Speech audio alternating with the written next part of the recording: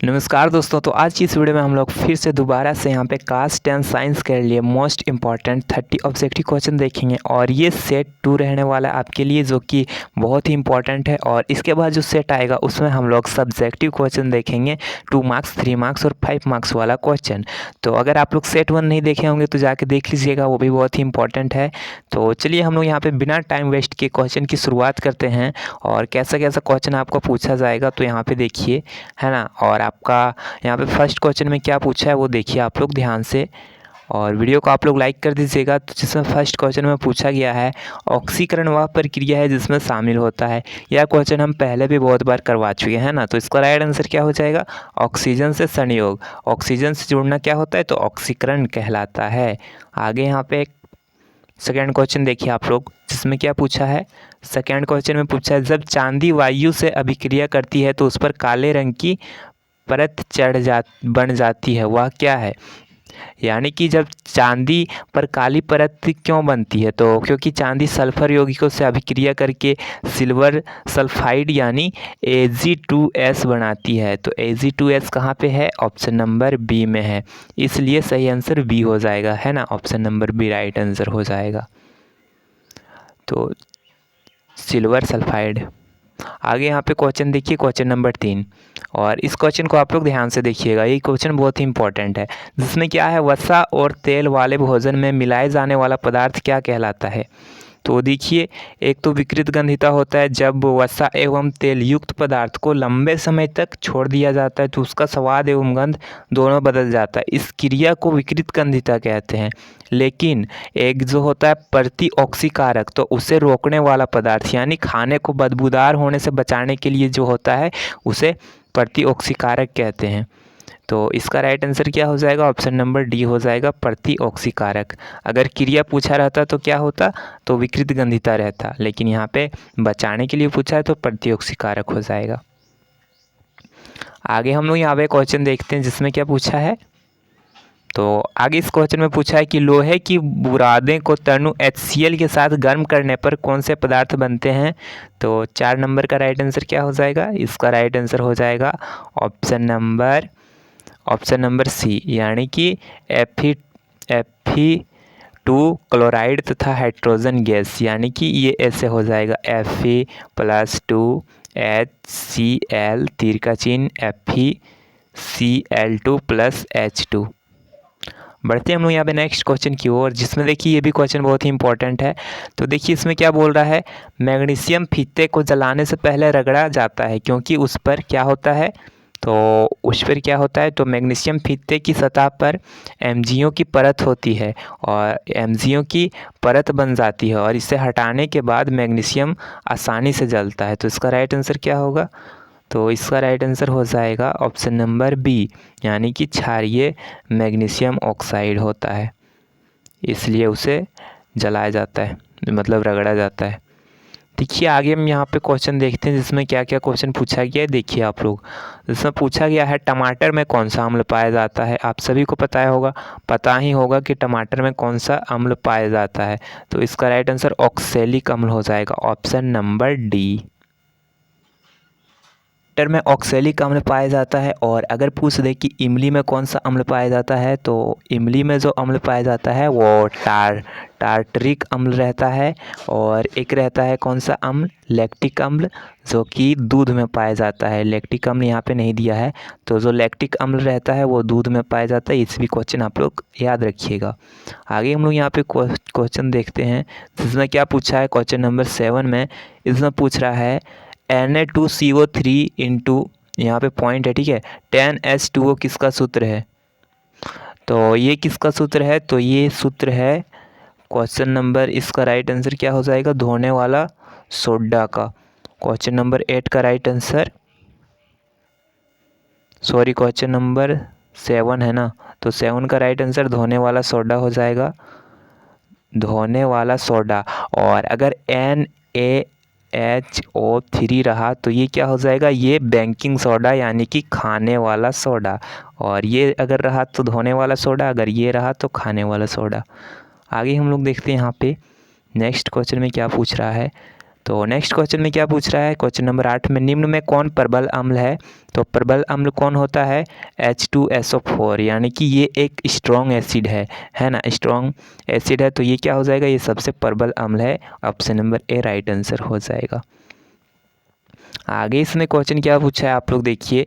तो आगे क्वेश्चन पूछ रहा है कि अपच में किस प्रकार की दवा का उपयोग होता है। तो पेट में ज़्यादा एसिड होने पर कौन सा दवा होता है, तो एंटासिड होता है। Option number C right answer हो जाएगा। से इससे न्यूट्रलाइज करने में मदद होता है। तो ऑप्शन नंबर सी इसका राइट आंसर हो जाएगा। आगे क्वेश्चन में पूछा है 1 विलियन लाल लिटमस को नीला कर देता है तो उसका पीएच क्या होगा। 1 विलियन लाल लिटमस को, तो लाल लिटमस को नीला करने वाला पदार्थ क्या होगा, तो वो क्षारीय हो जाएगा। और क्षारीय का पीएच मान कितना होता है, तो 7 से प्लस, यानी कि 7 से ज़्यादा होता है। यानी यहाँ पे सब जितना भी है 5 7 से कम है, 4 7 से कम है, 1 7 से कम है, तो 7 से ज़्यादा क्या है, 10 है। तो option number D right answer हो जाएगा। आगे देखते हैं हम लोग नेक्स्ट क्वेश्चन, जिसमें पूछ रहा है प्लास्टर ऑफ पेरिस का सूत्र क्या है। प्लास्टर ऑफ पेरिस का सूत्र क्या होता है, तो इसका राइट आंसर क्या होगा, तो इसका right answer CaSO4 into 1/2H2O, option number C right answer हो जाएगा। देखते हैं हम लोग यहाँ पे नेक्स्ट क्वेश्चन, जिसमें क्या पूछ रहा है देखिए आप लोग।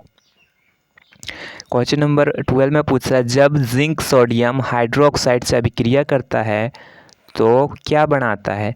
जब जिंक सोडियम हाइड्रोक्साइड से अभिक्रिया करता है तो क्या बनाता है, तो ये बनाता है सोडियम जिंकेट और hydrogen gas. Option number B right answer होगा।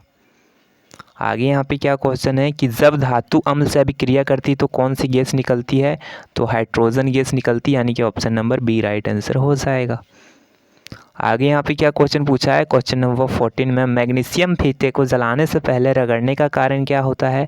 तो मैग्नीशियम फीते को जलाने से पहले रगड़ने का कारण ऑप्शन ए में है क्या, उसकी चमक बढ़ाना, ये तो गलत होगा। ऑप्शन बी में ऑक्साइड की परत हटाना, तो option number B right answer हो जाएगा, यानी कि ऑक्साइड की परत हटाना।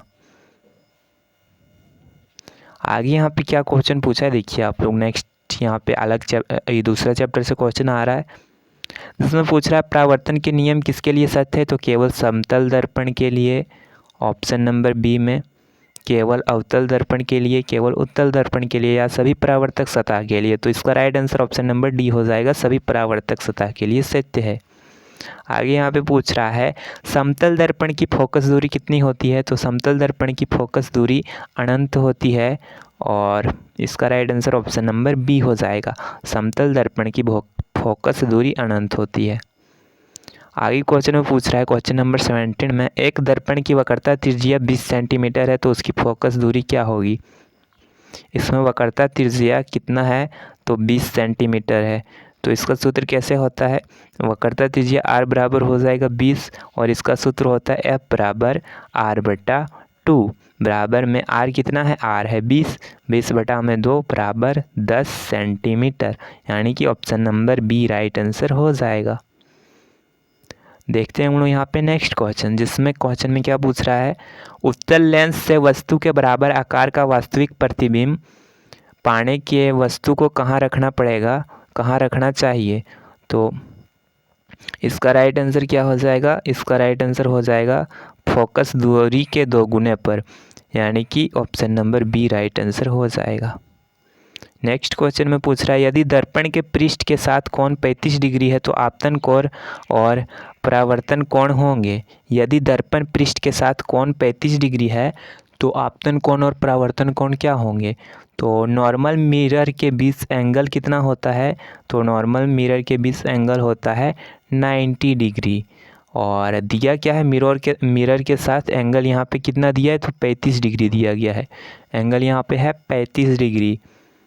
तो देखिए यहाँ पे क्या हो जाएगा, तो I बराबर हो जाएगा 90 डिग्री माइनस 35 डिग्री बराबर में 55 डिग्री, और I बराबर क्या होता है, तो R होता है। तो यहाँ I बराबर कितना निकला 55 डिग्री, तो I बराबर R यानी कि 55 डिग्री। तो इससे राइट आंसर क्या हो जाएगा 55 डिग्री के कहाँ पे, देखिए ऑप्शन नंबर बी I बराबर 55, R बराबर 55, option number B is correct answer. इस्ता। नेक्स्ट क्वेश्चन में क्या पूछ रहा है, अवतल दर्पण में वस्तु 60 सेंटीमीटर और वास्तविक प्रतिबिंब 30 सेंटीमीटर पर है, आवर्धन होगा। तो इसमें क्वेश्चन नंबर 20 का राइट आंसर क्या होगा, तो यहाँ पे क्या है, तो यहाँ पे अवतल दर्पण में वस्तु 60 सेंटीमीटर यानी यू बराबर -60 सेंटीमीटर और भी बराबर 30 सेंटीमीटर वास्तविक प्रतिबिंब, तो -30 सेंटीमीटर यानी कि m बराबर भी बटा यू बराबर में भी का वैल्यू -30 बटा में -60, माइनस माइनस कट जाएगा बटा, तो 60 से 30 को भागा देंगे, तो 60 से जब 30 को भागा देंगे तो एक ज़ीरो लग जाएगा यानी 300 हो जाएगा, तो ज़ीरो यहाँ हो जाएगा, 0.60 को 5 बार में पढ़ेंगे तो 300 आ जाएगा, 300 कट जाएगा, तो 0.5 और माइनस माइनस प्लस हो गया, प्लस 0.5 यानी कि option number C right answer हो जाएगा।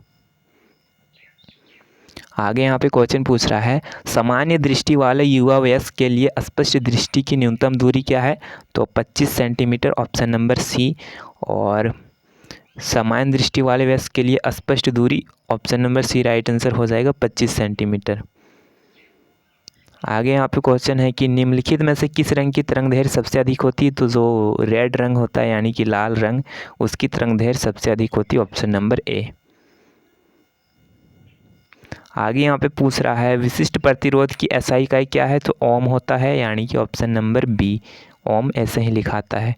आगे यहाँ पे क्या क्वेश्चन पूछ रहा है, 4 ओम 6 ओम और 10 ओम के प्रतिरोध श्रेणी क्रम में जुड़े हैं, तो तुल्य प्रतिरोध क्या होगा। 4 ओम 6 ओम और 10 ओम के प्रतिरोध श्रेणी क्रम में जुड़े हैं, तो इसका क्या हो जाएगा, इसका R बराबर R1 प्लस R2 प्लस में R3, तो यहाँ पे क्या है 4 ओम, तो 4 प्लस में R2 है 6 प्लस में R3 है 10, तो 10 6 16 4 20 बराबर टोटल कितना हो जाएगा, तो टोटल 20 ओम हो जाएगा। तो इसका राइट आंसर यहाँ पे ऑप्शन नंबर ए यानी कि 20 ओम। आगे क्वेश्चन में पूछा है प्रतिरोध R के तार को 10 बराबर भागों में काटकर समानांतर जोड़ा गया तो नया प्रतिरोध क्या होगा, यानी कि प्रतिरोध R के तार को 10 बराबर भागों में बांटकर R के तार को 10 बराबर भागों में काटकर समानांतर जोड़ा गया, फिर क्या किया गया, तो समानांतर जोड़ा गया, 10 भागों में इसको काट दिए, फिर समांतर भागों में जोड़ा गया, तो कितना हो जाएगा, तो 0.001 R यानी कि 0.001 R यानी कि option number A right answer होगा। आगे क्वेश्चन में है मानव शरीर का श्वसन वर्णक कहलाता है, मानव शरीर का श्वसन वर्णक हीमोग्लोबिन कहलाता है। नेक्स्ट है मुंह में कौन सा एंजाइम भोजन के साथ मिल जाता है, तो इसका राइट आंसर होगा इमाइलेज, मुंह में ये एंजाइम भोजन के साथ मिल जाता है। आगे क्वेश्चन में आंत की भीतरी सतह पर पाए जाने वाले विल्ली क्या कहलाते हैं, तो आंत के भीतरी सतह पर पाए जाने विल्ली अवशोषण के लिए सतह क्षेत्र कम करते हैं, ऑप्शन नंबर डी अवशोषण के लिए सतह क्षेत्र बढ़ाते हैं। नेक्स्ट क्वेश्चन में है तंत्रिका तंत्र से भेजे गए निर्देशों का उत्तर देने वाला शरीर का भाग क्या कहलाता है, तो ये इफेक्टर कहलाता है। नेक्स्ट क्वेश्चन यहाँ पे है श्वास किस मस्तिष्क भाग द्वारा नियंत्रित होता है, तो ये मेडुला ओब्लोंगाटा द्वारा यानी option number D right answer हो जाएगा।